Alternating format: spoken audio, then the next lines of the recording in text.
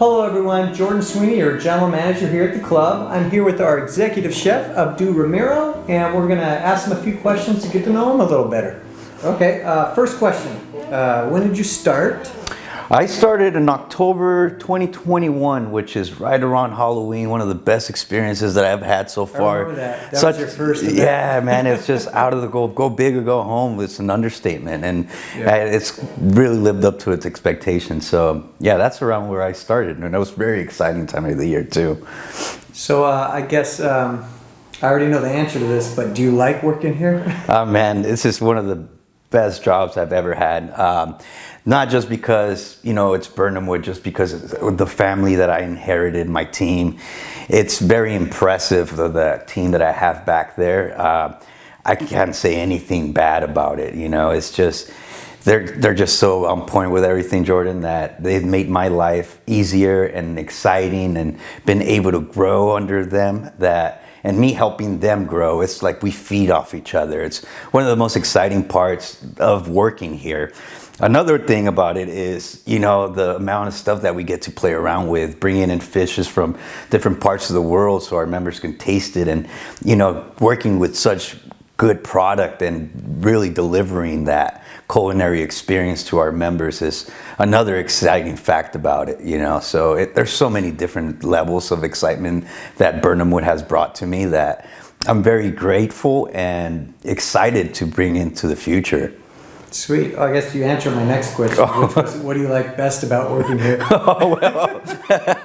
I mean, my team again, it's the team building, being able to build, to grow, all the help that Birnam Wood has given me the tools to really take this club to the next level, and, trying to reach my goal of making this club the best culinary club that there is out here in California, maybe in the States, everything with time, little by little, you got to tag your goals little by little till you accomplish them. And I think Birnam Wood has really shown how much they care for their staff. That has been just an experience on its own that I really love and appreciate, Awesome. Where did you go to culinary school? So I went to culinary school. It was called Kitchen Academy, which, it's culinary school. It's a place where they kind of open up your brain, right, to like different cuisines. Me, coming from a Hispanic family, I was born into eating overcooked carne asada, rice and beans. So my knowledge to the culinary arts was very minimal. However, I did have experience working at Chuck E. Cheese and working at Red Lobster and learning the industry, which the industry is the thing that kind of gets my heart pumping because I love this. I flourish in this industry.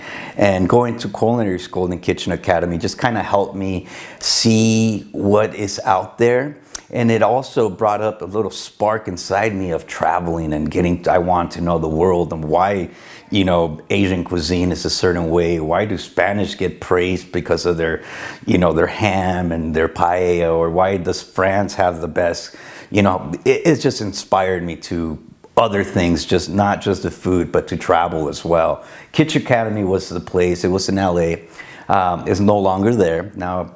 But anyways, that was years ago. We're talking about 20 years ago. So what inspired you to become a chef? What made you want to be an executive chef? What really inspired me is my family's work ethics. We work hard. They worked hard to get me where I'm at. The work ethics really inspired me, and just being around my grandfather, because I lived with my grandfather as a kid, because my parents were working here in the United States. I lived with my grandparents in Mexico. My grandpa had a bakery in there, and just being able to spend so much time around the bakery, it's just like the love that he had for food kind of just got embedded in my head. And it's just, it's something special that it always I carry it with me, even working at Chuck E. Cheese, and then I was at Red Lobster, and I thought I was going to be a mechanic, but I worked at an internship at BMW, and I was working, and I was like, man, I'm hungry, and this sucks. I'm like, what am I going to do with my life? I was already out of high school, and I was working at Red Lobster at the time, and I was like, well, you know what? I really like this. I like the fast paced. I like being involved with this whole team building, and we have to come together to execute dishes to feed all this amount of people. I'm like, I want to make it to the top. And that's when I just went and I saw an ad on TV for culinary school. I told my dad, and my dad's like, all right, son, whatever you're going to do, just make sure you do it well. And I was like, cool, I got my dad's support. I told my mother, and she's like, you're crazy. She's like, that kind of brought me down a little bit, but I proved her wrong. But yeah, that was my inspiration. My grandfather, my family's work ethics, and you know what I learned was my love for food. Really, you know, it's just I think it's just gonna. I'm here to cook. I'm here to please people and really push my abilities to the next level. And I don't think anything's gonna stop me. You know. So, what are some of your favorite dishes to make? You know what, that question gets brought up a lot, and I'm not gonna lie, it's a very difficult question because I've been exposed to so much food, right? I've cooked so many dishes throughout my years that it's so hard to pinpoint what's my favorite thing. It's what I've narrowed it down to is my favorite dish to cook is who I'm cooking for and the clientele that I'm cooking for at the time, right? Because, you know, dishes, the food is very important, but it's also the ambiance that you're around. It's a story that you tell. It has so many parts to do with it, creating a certain dish that I take a lot of pride when I'm personally cooking somebody a meal. And to me, that's exciting. I mean, my endorphins just start going crazy off the roof, and I concentrate so much on creating a perfect dish for that person or that individual that I remember those individually cooked meals that I've done for people over the years. Sure. Now, the dishes that I personally like to eat, you know, it would be like, I like enchiladas. I like my mom's like pork riblets with chili and beans. I love a good taco. Like, who doesn't like a good taco, right? But just that's me. And bread, like, you know, in the morning, a coffee and some nice Mexican bread. And that's just because I adore my culture. You know, I embrace my culture. So those are the dishes that I like to eat. What I like to cook is who I'm cooking for and whatever product is available at the time, right? So there's a lot of things that got to go into that factor. But I hope I answered the question. Yeah. You know. Yeah, so I guess tell us a little something about you that we don't know about that we'd find interesting. Oh boy, I mean, I'm pretty much an open book. I mean, I don't hide anything of what I like to do. Everybody knows I enjoy, you know, hiking. I love food. I love to travel. I mean, I love dogs. So I love making dog food on my day off. You're right. So that's actually, yeah. So I make dog. So I have my dog. I have a black lab, and I make her food. And I really take pride into that. And maybe someday, I don't know, maybe make a little bit of side business out of it. But yeah, I love seeing that beautiful shiny hair that she has because she eats really well. Wow, you know, we should sell dog food to our members. I mean, we have so many dog owners. I mean, that's a possibility. You should see mine though. Like when she runs in the sun, she shines. And I take a lot of pride in that because, you know, other dog owners see her and she's got a beautiful coat. And I just sit there with pride and be like, yes, she does. Well, what goes into this dog food? At the moment, she's in a diet of organic ground turkey. She's got beef livers, a little bit of kale, some sweet potatoes. She does a little blueberries in her diet, some flax seeds, some basmati rice, and then a little dashes of salmon oil, some calcium for her bones, and some probiotics to help the tummy and, you know, her whole system. Your dog eats healthier than me. No, my dog eats healthier than most people, really. Wow. And she loves it. That's the next thing about it. It's like, you know, she's ready to eat. You know, she gets excited, starts jumping around without too much excitement. She still needs to sit, you know, give me her paw. You know, you got to train her properly. And so that's exciting to me. And it's just a reflection of like how much I care for food and how much food affects somebody when they're on a strict diet. Unfortunately, I can't say that for myself because I don't watch what I eat because I eat everything. So, but if I was a dog, I hope I had a chef to cook for me. I guess I'll leave it with one more question because you had mentioned traveling. Right. How many countries have you traveled, and what country's food inspired you? Like, oh my God, man, that's an immense question right there. I've been to 22 countries.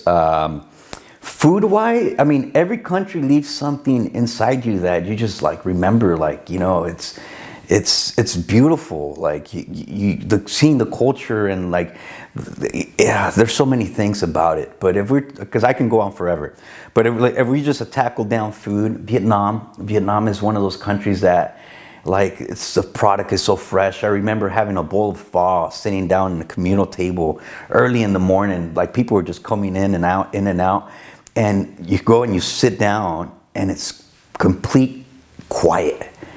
Everybody's just, all you hear is that slurping of noodles, and like you smell that beef broth just going, big old pots, and you get your mint and your bean sprouts, and you distill it with a little bit of chili, a touch of fish sauce, and then you just go. And I remember eating that pho, and I just like hear like Beethoven's symphony just going through my ears, and it was wonderful. You know, it's the same thing when I was in Peru. There's ceviche. I was like, coming from a Mexican descent, we have ceviche, but I go there, and it took me. I got a Chef Wong. What was his name? Fish just caught that day, filleted in front of us, and then made the traditional Peruvian ceviche with the sweet potatoes, the crispy corn, and the onions, and the lime is that what sets it apart, you know.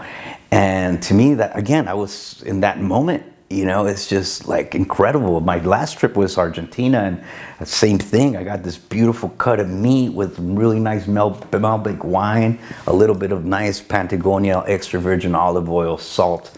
And again, I find myself in this just harmony of like, this is where I need to be. What's really cool about that last trip you took to Argentina, we did, because you were so inspired by their cuisine, we did an Argentinian wine. Yeah, I took a lot of pride in that. The Malbec Catena Zapata. It was the winery was amazing. I got the. And then your pairings were stuff that you were inspired, and it was so cool. Those potatoes. Yeah, I mean everything that you see. I mean, you travel and you start seeing and you pick up on little things that, you know, the Argentinians eat in their regular lives, and I make a mental note on it. You know, it's what I look for, and just being able to bring that back and present it.